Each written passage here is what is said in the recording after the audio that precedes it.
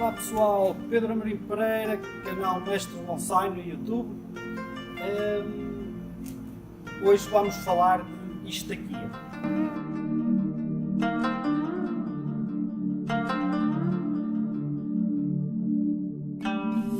Ora bom, vamos então falar de estaquia.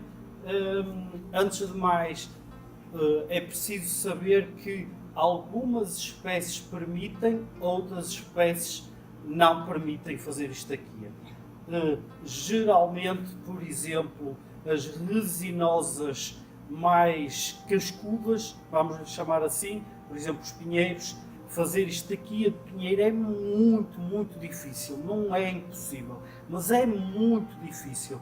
Em 1000 estacas pode pegar uma, pode, não quer dizer que vá pegar. Depois há outras resinosas, como por exemplo os juníperos. O que acaba por acontecer é que temos uma estaca, geralmente as estacas jovens são as mais indicadas, estacas mais grossas em juníperos geralmente é muito difícil, mas não é impossível. Mas as estacas novas são as mais utilizadas para fazer a estaquia. Uma regra interessante que não é muito certa, não é regra fixa, mas que funciona, é uma estaca com 1 ano ou então a estaca cresceu durante toda a primavera, verão e chegamos à parte do outono e começamos a cortar para fazer estacas, regra geral, elas vão pegar. Dependendo da espécie, não há muito problema.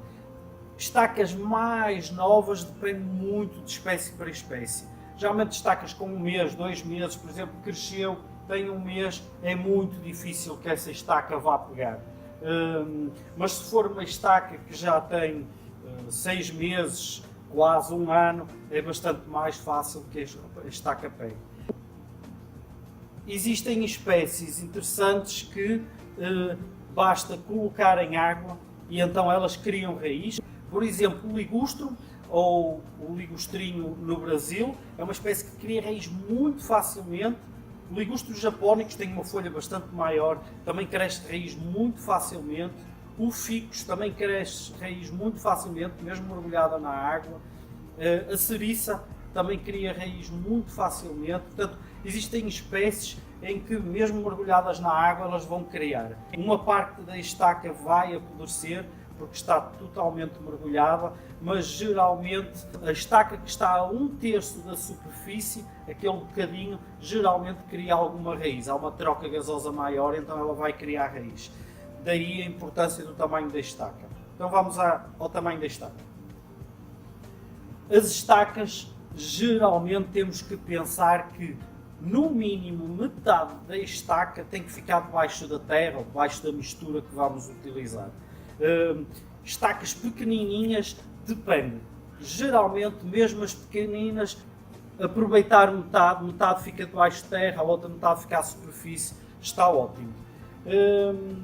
Isso é uma regra importante, uma vez que a estaca vai continuar a absorver água desde a parte de baixo, naquela parte da casca, e onde vai criar raiz, geralmente é mantida úmida e então acaba por ter um resultado muito superior. Geralmente, quando se quer garantir um pouco mais a eficiência, 2/3 da planta ficam debaixo de terra e só 1/3 é que fica acima. A primeira coisa é que deve-se ter uma ferramenta que esteja bastante afiada e vamos cortar a estaca da planta. E agora, o que é que acontece? Os cortes devem ser feitos na diagonal e os cortes devem ser feitos também junto a um nó, mais ou menos meio centímetro abaixo desse nó. Nos nós é onde ele vai criar as raízes, ok? Pronto. Depois de termos cortado e termos cortado inclinado, o corte inclinado, porque ao fazer inclinado aumenta a superfície de absorção de umidade e vai ajudar a planta a absorver umidade suficiente para depois criar raízes. Outro cuidado que é preciso ter quando se está a fazer estacas é a estaca deve ser saudável e, portanto, não deve ter indícios de doença, não deve ter indícios de deficiência mineral e Já sabemos que pelo menos metade da estaca vai ficar debaixo de terra, portanto todas estas folhas devem obrigatoriamente sair e portanto podemos cortá-las. Eu não gosto de puxar as folhas assim, uma vez que ao puxar vai criar áreas de feridas que podem ser infectadas com fungos e então a eficiência da estaca diminui. Portanto, devemos cortar as folhas. Ok? E estamos mais ou menos a metade. O que acontece? Quando formos a enterrar, o que acontece é que estas folhas vão ficar em contacto com a mistura. Não pode. E portanto devemos cortar de maneira que não fique em contacto com a mistura. Depois, para além disso, são muitas folhas que a planta vai ter que alimentar, vai ter que absorver umidade para manter estas folhas. E isto não tem raiz ainda, ou seja, o stress para a estaca é muito grande. Portanto, aquilo que eu aconselho é fazer uma limpeza quase até acima na estaca e geralmente deixa-se 2, 3, 4 folhinhas dependendo do tamanho. Neste caso é um podocarpus. Podocarpus eu vou deixar só este topo aqui assim, este bocadinho aqui assim. Todas as outras folhas eu vou tirar. Se fosse um ligustrum, se fosse um olmeiro, uma buganvília, algo assim, eu deixaria ou uma folha ou 2 folhas e cortaria todo o resto. Ok? Neste caso eu vou deixar assim e já tenho a minha primeira estaca. Fiz mais 2 estacas a título demonstrativo. Algo que eu acho importante dizer é as estacas não devem desidratar. Eu às vezes vejo pessoas que acabam de cortar as estacas e deixam-nas em qualquer lugar e as estacas às vezes até estão ao sol e ficam a desidratar. Isso diminui as probabilidades de sucesso.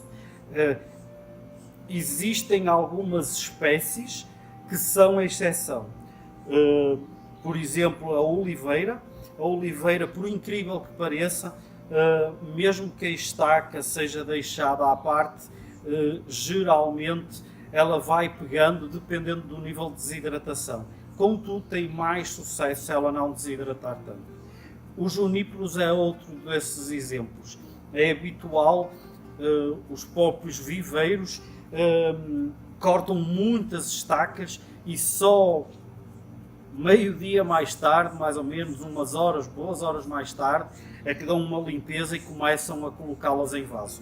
Portanto, isso depende muito da espécie. Há espécies que não aguentam e morrem quase logo. Por exemplo, a ceriça. A ceriça é um bom exemplo de planta que, se deixarmos fora, mesmo depois se plante, se ela desidratou para além de um limite, acabou, já não serve para nada, não vamos sequer conseguir obter nada na planta. Portanto, já tenho aqui algumas estacas, eu vou-vos mostrar agora como é que se planta. Ok, vamos então falar das misturas para fazer isto aqui. O que é que acontece? Enquanto eu decido, posso ter perfeitamente as estacas mergulhadas em água. Se for uma água da chuva, melhor. Se for água da torneira, não há tanto problema. Geralmente, a própria água da torneira, como tem ligeira quantidade de lixívias ou de cloro, acaba por desinfetar a estaca e acaba por ajudar.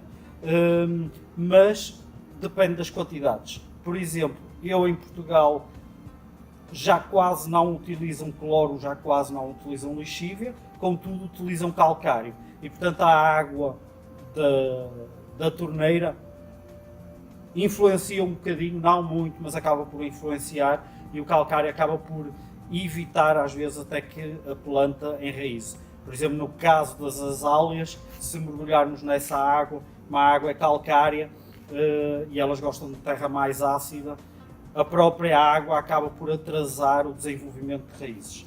Portanto, vamos pô-las aqui enquanto falamos.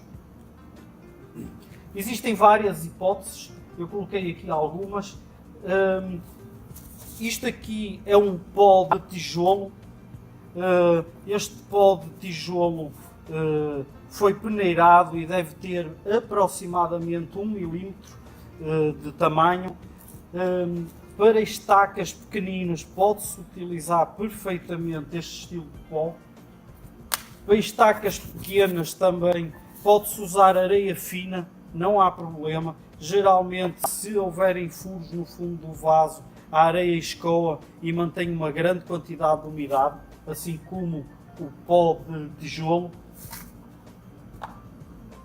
Podem utilizar caqueira ou cascalho. Quanto mais poroso, melhor, absorve mais umidade e, portanto, mantém muito mais umidade na estaca. Podem utilizar também a cadama. A cadama, além de reter as umidades, tem algumas vantagens em termos minerais para quando as raízes aparecem. Portanto, podem utilizar perfeitamente a cadama.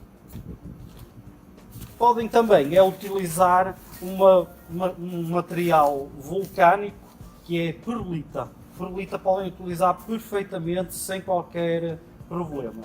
Agora, nisto tudo, o que é que nós temos em termos de maximizar a eficiência de enraizamento?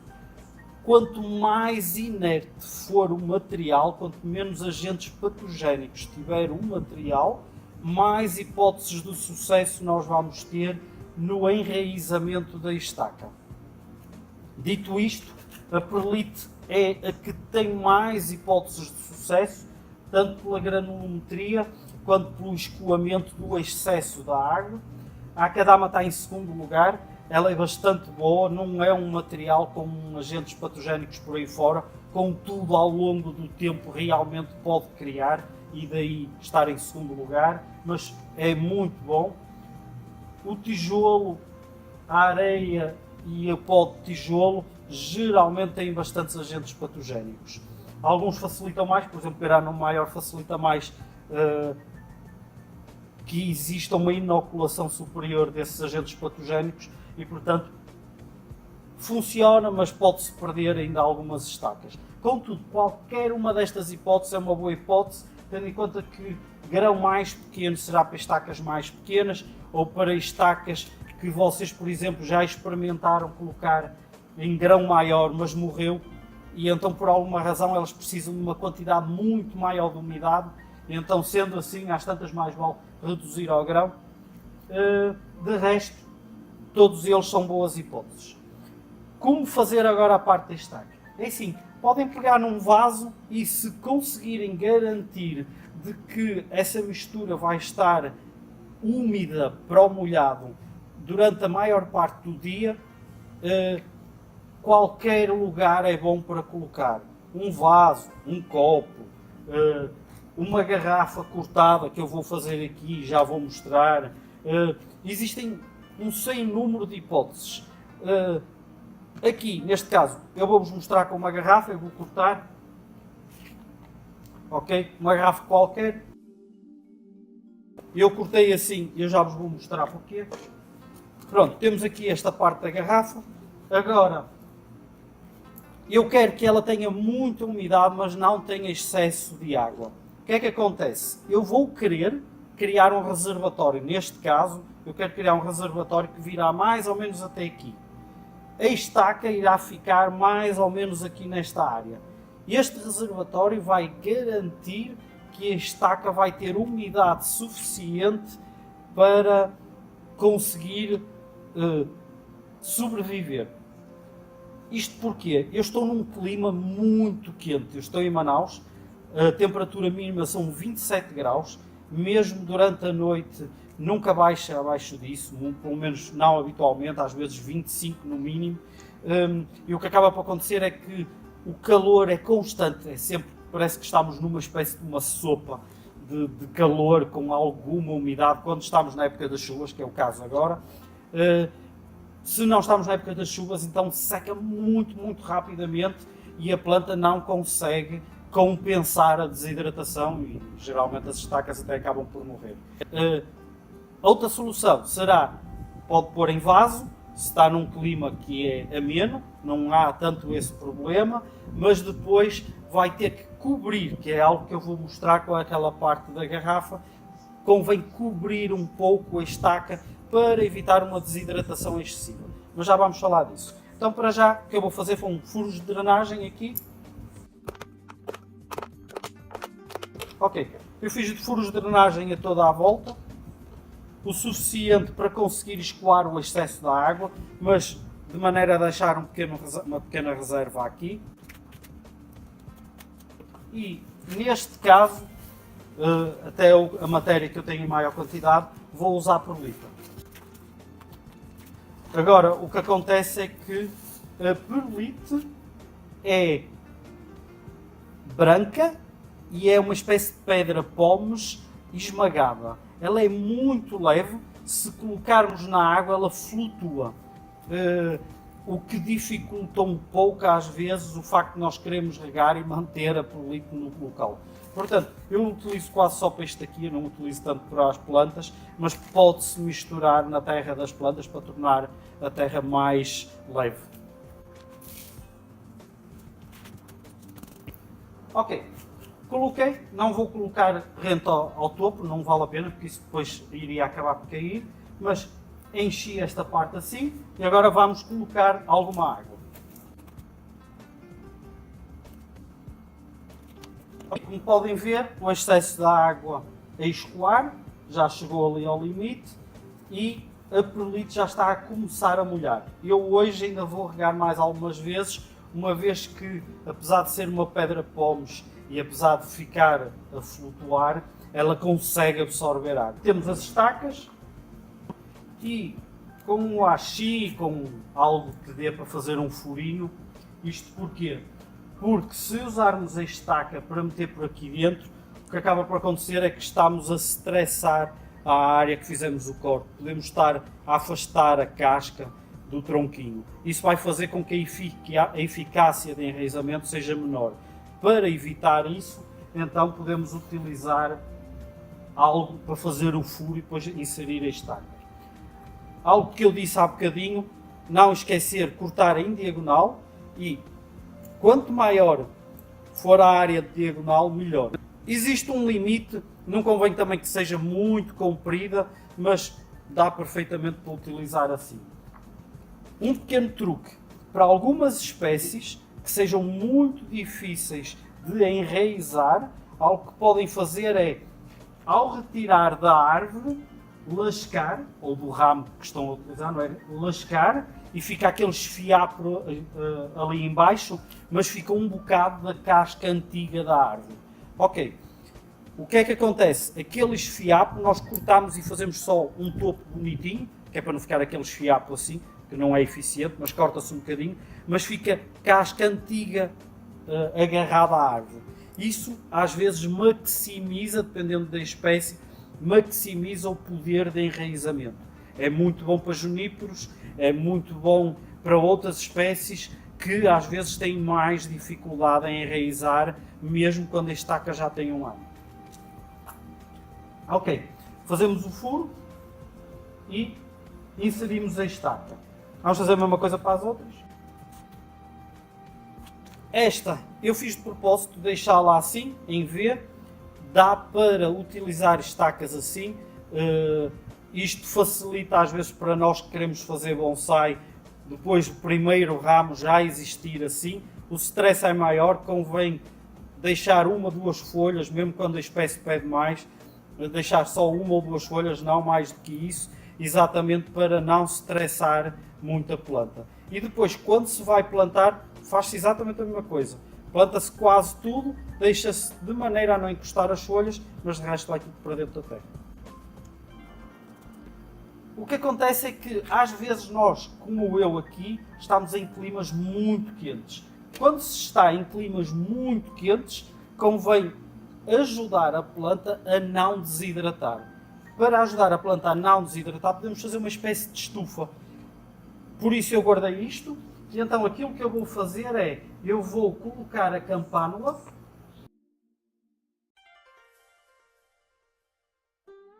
ela já vai encaixar ali, eu já vou colocar, já vos mostro aqui algo. Eu cortei esta de propósito muito maior do que aquilo que cabe. Quando nós colocamos Eu poderia perfeitamente deixar assim e esperar que ela agora enraize, mas neste caso eu quero colocar algo que evite que ela desidrate muito rápido, e então eu vou ter que cobrir. Estas duas estão na altura ideal, mas esta está muito grande. Sendo assim, nós temos que sacrificar ao tamanho da estaca. Não dá para nós dobrarmos e isto ficar tudo em contacto aqui com esta parte lateral. Geralmente isso leva a aparecimento de fungos e assim. Portanto, aquilo que devemos fazer é retirar a estaca. Vou diminuí-la aqui. Pronto, diminui a estaca, está o suficiente. Volto a colocá-la cá. Colocamos tudo aqui dentro e deixamos ficar assim. Geralmente, neste caso eu cortei demais, se eu quero evitar que isto fique em cima das plantas, podemos fazer um furo aqui, outro ali e com um araminho prender nesta posição assim. A única coisa que nós temos agora que nos preocupar é em regar, manter a umidade aqui dentro. Às vezes podem já estar preocupados com o futuro da raiz da planta, com o nevar e assim. Em estaquia não dá para nós estarmos a cortar para garantir que ela vai ficar com um bom nevar e que ela vai criar raiz como nós queremos. A maior parte das espécies não funciona assim. Aquilo que nós podemos é tentar que naquele local em que fizemos o corte, se tivermos, colocar a hormona de enraizamento, IBA. Porque o que acontece é que existe muita coisa aí no mercado, à base de algas, à base de lentilhas, à base de o que for, que não garante nada, isso não faz nada. Pelo contrário, o lentilhas, por exemplo, apodrece. Isso vai prejudicar as nossas estacas, vai fazer com que apareçam fungos, aparece um bolor em que nos vai atacar a estaca. Se a planta for sensível a esse bolor, acabou, é para deitar fora, ela vai morrer. É provável que eu me esteja a esquecer de algo que vocês queiram saber.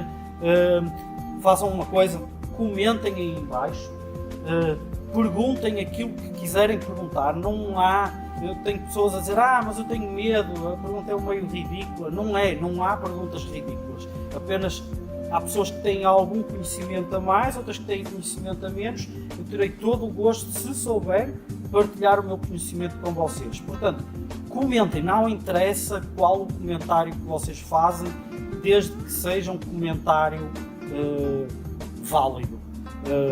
Tem algumas pessoas que, por alguma razão, querem comentar negativamente e querem pôr coisas que nem deviam colocar.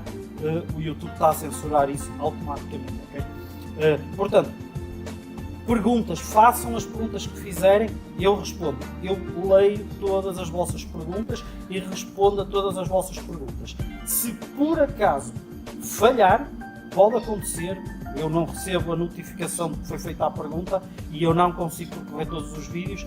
Portanto, se isso acontecer, ou me mandam um e-mail ou tornam a perguntar e provavelmente já deverei receber essa informação.